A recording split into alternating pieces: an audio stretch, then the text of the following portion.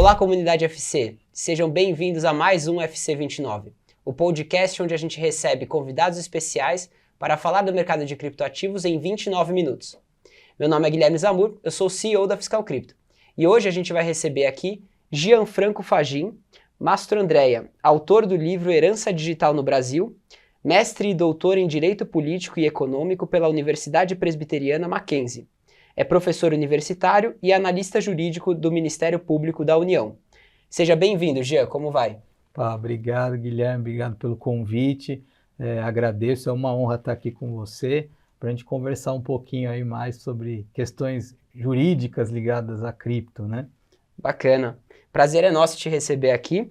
Bom, para começar, Gian, conta um pouquinho para a gente como é que foi sua jornada em cripto, assim, como é que você conheceu esse mercado, começou a estudar, a investir, etc. Eu comecei, não faz tanto tempo, né? Eu comecei a ter ideia do que era quando eu estava no mestrado em 2015, que um colega meu foi lá à frente, o projeto dele, ele ia apresentar uma dissertação de mestrado e tinha que apresentar os projetos. E o projeto dele era Natureza Jurídica do Bitcoin. Isso foi em 2015. E todo mundo parou e ficou assustado, né? Porque a maioria não tinha ideia do que ele estava falando, né? E aí a gente perguntava, mas o que é? Ele falou, então, eu vou descobrir estudando, porque eu também não sei, né? Então, na época, né, ainda era tudo muito novo. E eu tive o azar de não me atentar mais para isso, né? Eu fui, depois, bem depois, me aprofundar mais, lá para 2020, por aí, e ainda meio com receio de entrar, né? Que acho que é aquele começo natural, que a gente tem uns investimentos geralmente no mercado, na B3, mercado, Coisa mais né, tradicional. mais tradicional, que você está acostumado e você não sabe como vai ser no cripto, né? E então aí em 2021, então é bem recente até, que eu acabei entrando, né, e entrando de cabeça mesmo, passando a estudar e tendo mais contato, né, com as comunidades de criptomoeda e eu acabei tomando gosto, assim, gostei bastante e tô nessa até hoje e todo dia acompanho as notícias, tento acompanhar tudo e tem sido muito interessante para mim e também analisar do ponto de vista jurídico toda essa questão das criptomoedas, porque é algo muito novo, né, e aí eu sempre falo no direito, eu uso uma metáfora que a vida, né, a nossa vida é um filme, né, como se fosse um filme que está passando. O direito, ele é um retrato, é uma foto desse filme. Por isso que o direito, ele está sempre atrasado em relação aos acontecimentos do mundo e da vida. E com as criptomoedas não é diferente. Você vê que, né, Bitcoin é lá de 2009, né, depois teve um conhecimento maior a partir de 2013, se eu não me engano, né, que começou a ter mais investimentos, o pessoal começou a ter mais noção. Mas uma lei que regulamenta criptomoedas só veio para o Brasil em dezembro do ano passado, que foi, né, a 14478 de 2022, que é o primeiro grande marco que a gente tem de criptomoedas no Brasil. Antes disso era só pronunciamento dos órgãos reguladores, né? Pronunciamento da Receita Federal, do Banco Central, CVM e tal, mas ainda tudo fora do âmbito legal, Isso. efetivamente. Né? É jurídico, só que era um jurídico parte administrativa, né? Então portarias, instruções e tudo mais. Não tinha uma lei, né, para que aqui essas portarias e resoluções devessem obedecer. Agora, todas essas portarias e resoluções têm que se adequar a essa lei nova, que chegou e ela, daqui para frente, é ela que vai determinar. Tanto que lá tem natureza, né, das criptos, que é um ativo digital, ativo virtual, ativo né, virtual diferente de uma moeda, né, que é o tradicional real, né, que a gente está vendo que está vindo também, o real digital e tudo, ou seja, há diferenças entre elas, né, e essa lei ela veio para jogar luzes aí, né, para essas questões, mas veja, eu falo de novo, o direito ele é atrasado, então veja, ela vem agora em 2023 praticamente, e cripto já se fala desde 2013 com mais consistência, né? Exato. Um dos seus livros, né, é sobre herança digital, e acho que muita gente que investe em cripto talvez tenha essa preocupação, né? Pô, isso daqui que eu estou investindo, esse Bitcoin que eu comprei aqui, como é que fica a sucessão patrimonial sobre isso, né? E eu queria que você começasse contando um pouquinho sobre o que é isso, né? O que significa herança digital? É só a herança de criptoativos? O que é, no final do dia, herança digital? Então, a herança digital, a gente pode dissecar esse termo. Se a gente pegar o termo herança, a herança ela decorre sempre do direito sucessório, causa mortis, ou seja, quando ocorre a morte de uma pessoa, a sucessão do seu patrimônio, aqui o patrimônio, eu coloco o patrimônio, o ativo e o passivo, então os valores aí positivos e as dívidas, né? Todo o patrimônio do morto passa para os herdeiros. O digital seriam aqueles bens digitais, aqueles bens ou ativos virtuais que não se confundem com os bens aí que a gente está acostumado corpóreos, por exemplo, um imóvel, um carro, uma obra de arte. Só que a grande questão é, existem bens digitais que têm um valor econômico e existem bens digitais que não têm. Só que veja, como que fica na herança isso? Porque o que interessa para a herança é algo de valor, algo que contém algum valor, que represente algum valor. Então, quando a gente passa a estudar a herança e, mais especificamente, a digital, ou seja, dos ativos virtuais digitais, quando a gente passa a focar nisso, aí a gente une esses dois grandes elementos e a gente tem a herança digital. Então, uma herança de imóvel, tá? A gente vai falar que é um direito de herança comum, tradicional. Agora, quando a gente está lidando com esses institutos mais abstratos, que são os ativos, e aí a gente vai falar de digital. Nesse meu livro, da Herança Digital no Brasil, eu trago aqui um ponto que é importante, que começou com isso. Primeiro, e-mail. Além do e-mail, redes sociais, né? Tudo isso está dentro de herança digital, ou seja, não são só os criptoativos que vão estar dentro desse conceito, né? Também vão entrar esses. Por quê? Muitas vezes um Instagram, um canal no YouTube rende muito ao mês ali, né? Tem, o YouTube, às vezes, um valor econômico até maior do que os bens que a pessoa tem, vamos dizer, corpóreos, né? Um corpóreo, imóvel, às vezes etc. tem mais, assim, e é possível, né, os herdeiros sucederem num canal no YouTube, o parente, se às vezes o conteúdo não é um conteúdo personalíssimo, que precisa daquela pessoa, é um conteúdo que ele passa, não sei se vocês já viram, mas tem gente que deixa passando chuva. No YouTube tem milhões de visualizações e é monetizado, então assim, o cara não precisa aparecer. E ele vai perder aquilo? Os familiares poderiam continuar passando a chuva, porque não ia mudar nada, e eles iam continuar recebendo. Então, veja, isso tem um cunho patrimonial, e isso é suscetível de incluir num inventário, numa sucessão, né, pelo valor que tem. Agora, tem coisas que não têm valor patrimonial. Por exemplo, um e-mail. Um e-mail é onde você está armazenando suas informações, e aí, nessas questões, os grandes provedores, etc., eles são meio reticentes em relação à herança com relação a e-mail, por exemplo.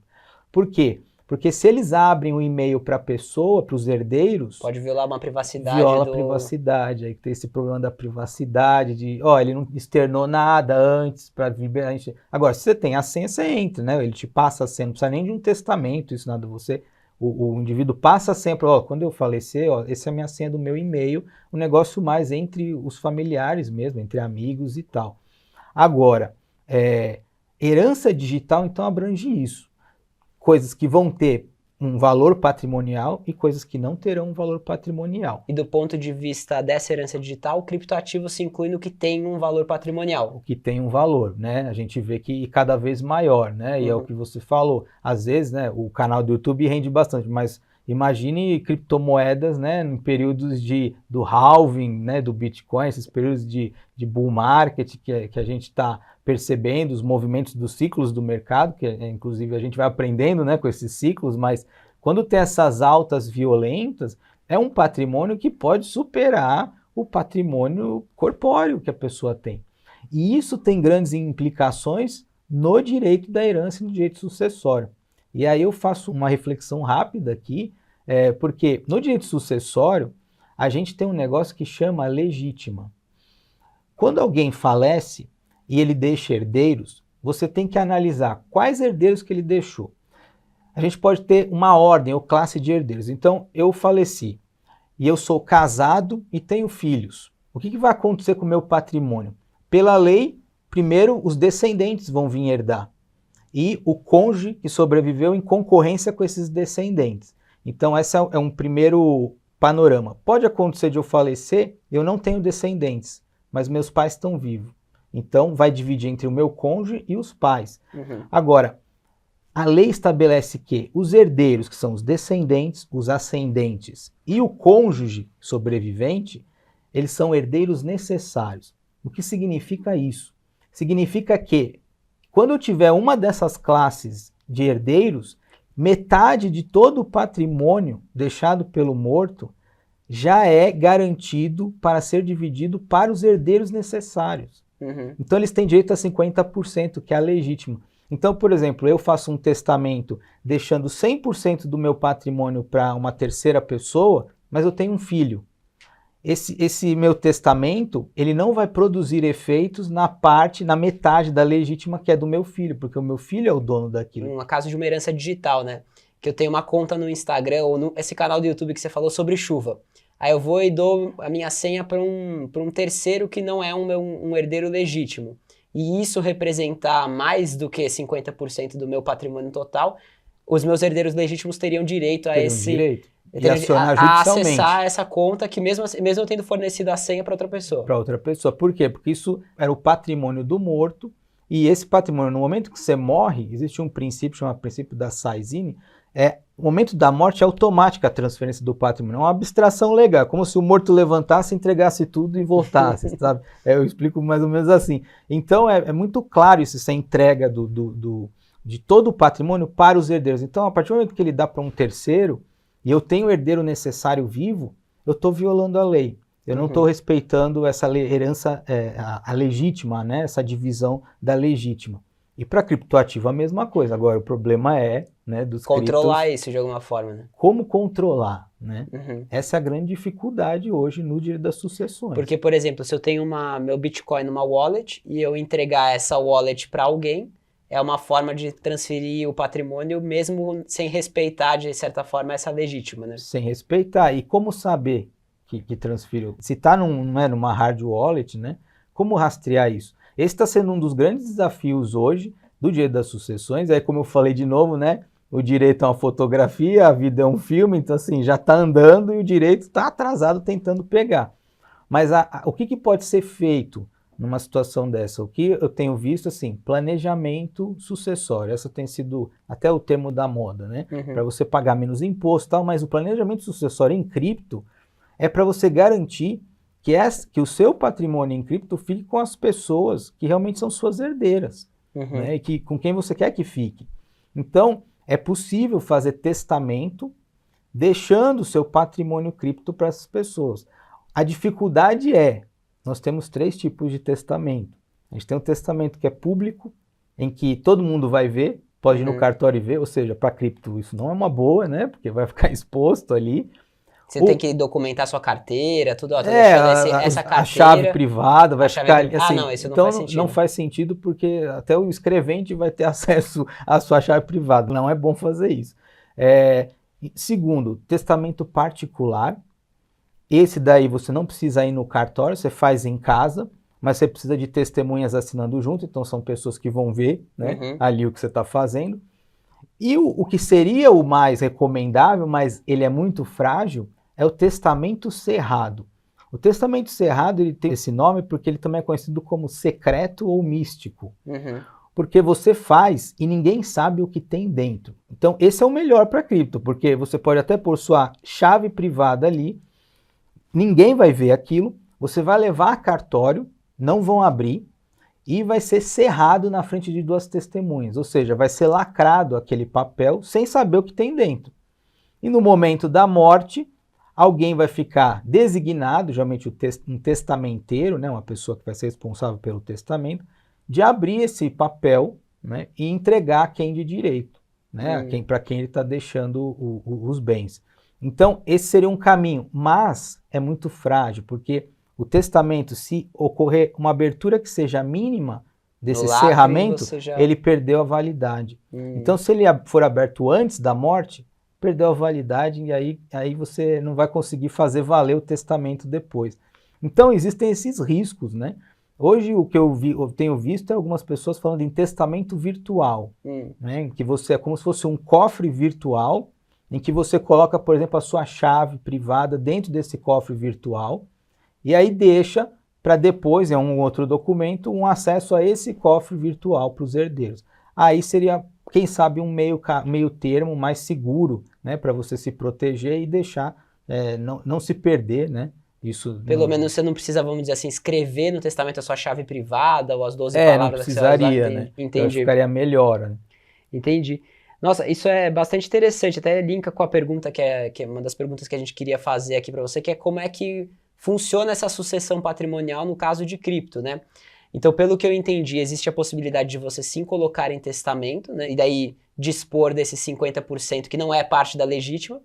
E agora, para o caso da legítima, né, que seria os outros 50%, cripto vai entrar nesse patrimônio. Vai entrar. E aí, como é que funciona, né, essa garantia legal de que os herdeiros ali vão ter direito àqueles bens, né? Por exemplo, eu fico pensando no caso de uma pessoa nem que tenha carteira, mas que tem o patrimônio dela, por exemplo, numa corretora, numa Binance, num mercado Bitcoin. Como é que a família, né, os herdeiros têm acesso a esses bens? Corretora fica um pouco mais fácil, né? Acho que o grande problema são as hard wallets, que é muito difícil de você acessar, e aí depende desse planejamento sucessório do morto, ele ter consciência disso, né? De que para não deixar o negócio perdido tal, ele dá uma finalidade.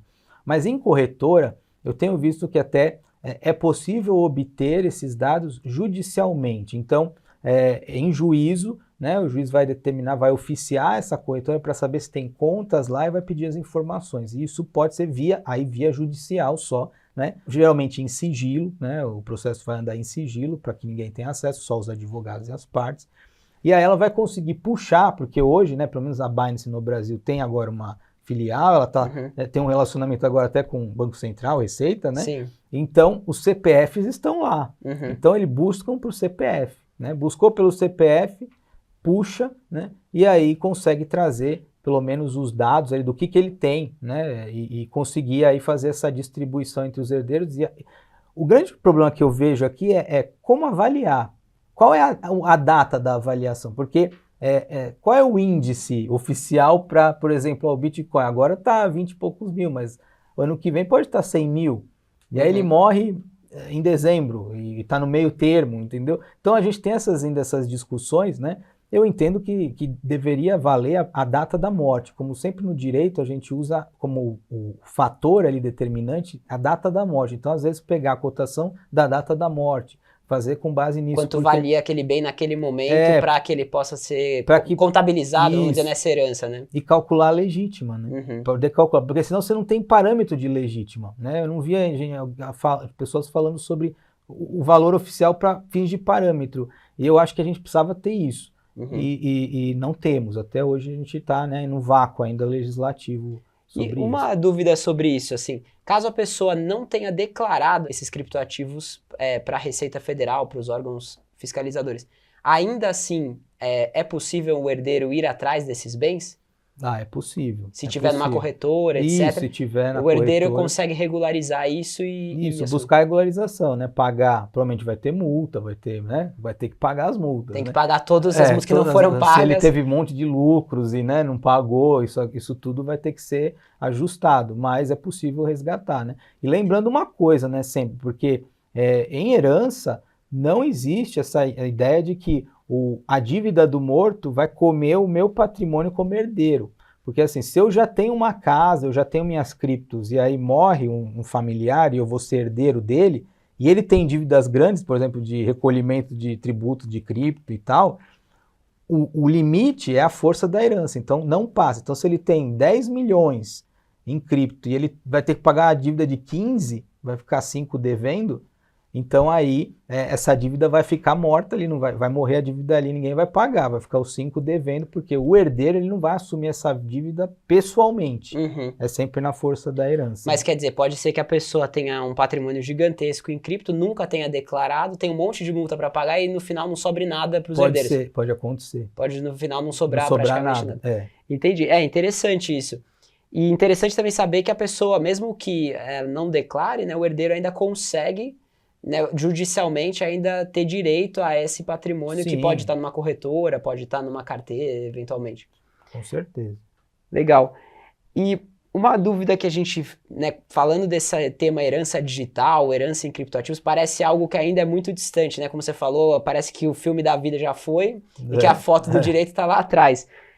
Isso é algo que já está em vigor na legislação vigente ou é algo que ainda vai entrar em vigor, eventualmente com o marco legal dos criptoativos ou qualquer coisa assim? Eu vou dizer, a gente está muito atrasado ainda. Uhum. A gente não conseguiu regulamentar ainda as redes sociais. Para você ter uma ideia, não tem no nosso Código Civil nada falando de rede social, canais de YouTube, tudo Como que é uma herança monetizado, digital. como herança digital. Não tem. Tem projetos de lei. Projetos de lei já tem para alargar e incorporar isso dentro de uma lei que virá aí pela frente. Só que a gente precisa de alguma regulamentação também incluindo a cripto aí.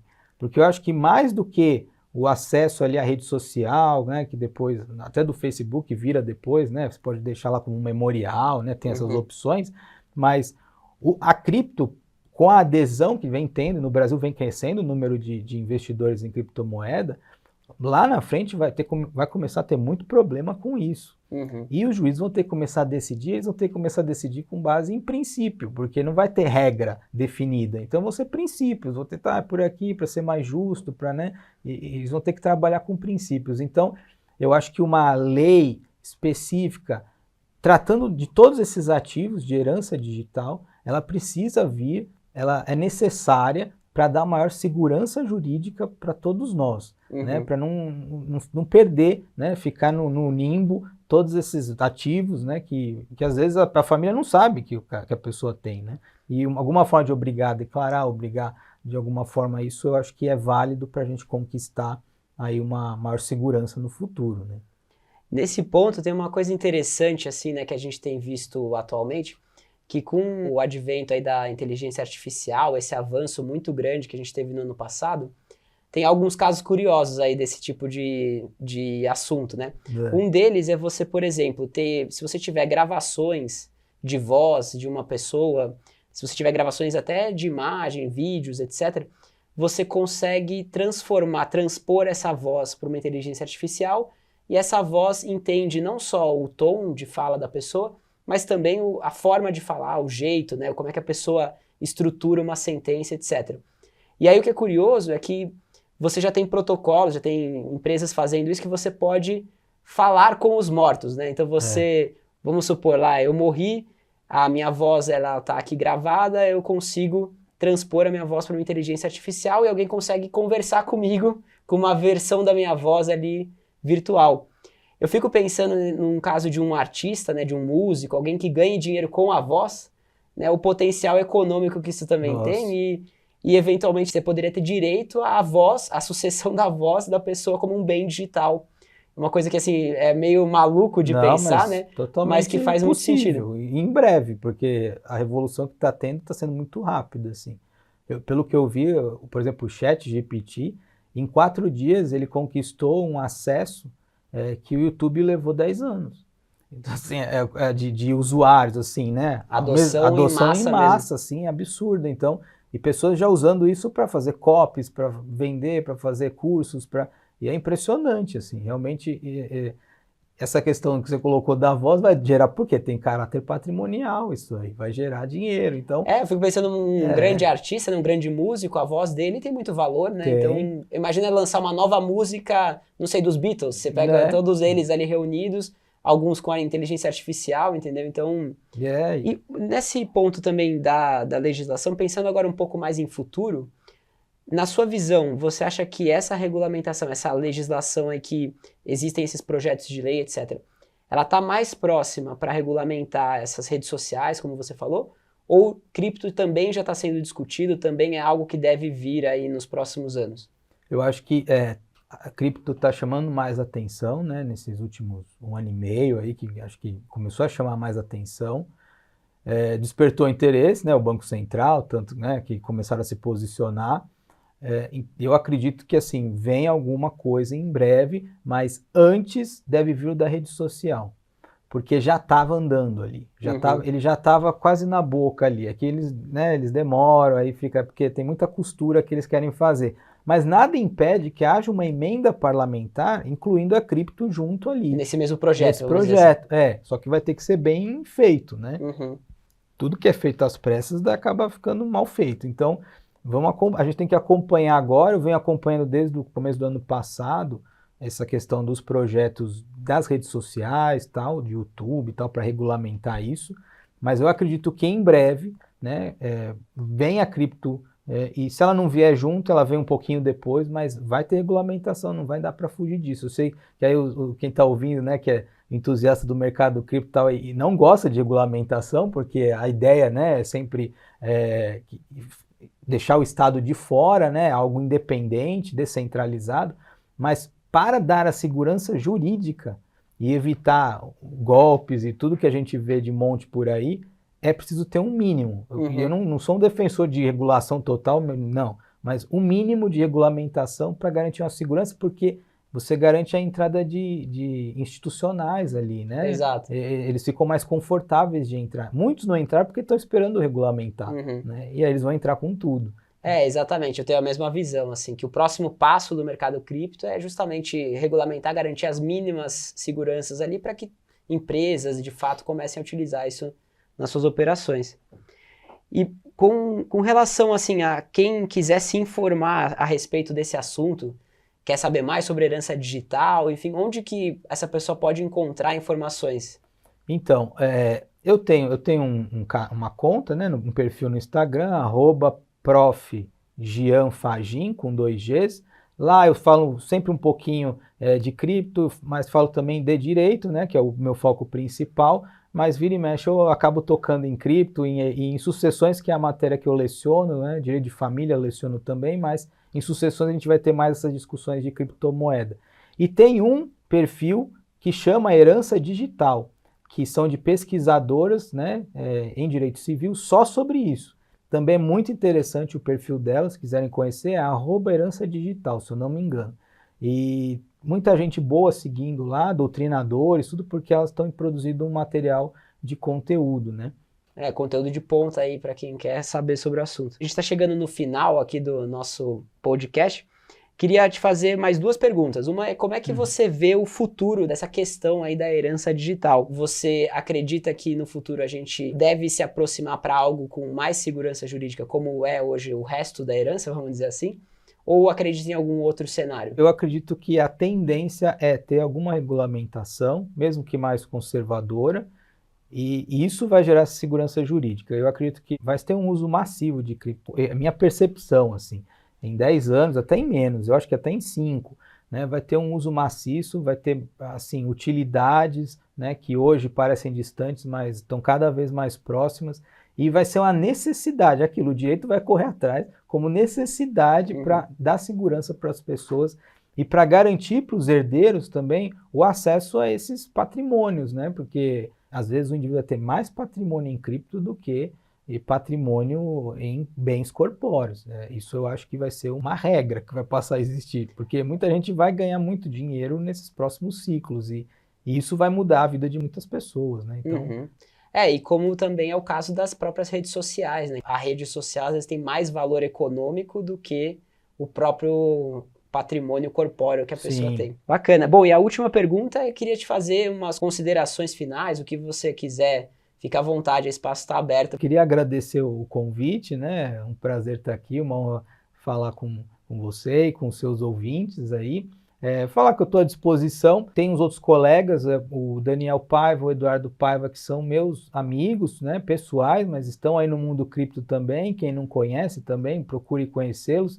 E a gente teve um livro, né, lançado, uma coletânea sobre criptoativos, a maior da América Latina, então... Que até virou um NFT, né? Virou NFT, então bem interessante. Quem tiver interesse, procura, da revista dos tribunais, esse livro, né, chama Criptoativos, Filosofia, Tokenização. Aspectos, né, filosóficos, tecnológicos, né? O nome é grande. Eu escrevi um capítulo lá sobre blockchain e sistema eleitoral. Né? Bem legal, porque é uma visão nova também para essa temática que foi colocada em xeque há um pouco tempo atrás. Então seria um caminho, a gente que está em cripto tem essas possibilidades de visão de coisas que as outras pessoas não têm. Né? Então acho que a blockchain é um caminho interessante.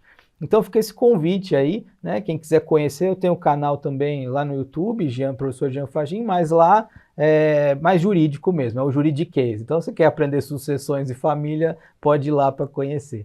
Obrigado, viu, Guilherme? Obrigado, Gian. Super bom ter você aqui. E obrigado pessoal que estava ouvindo também.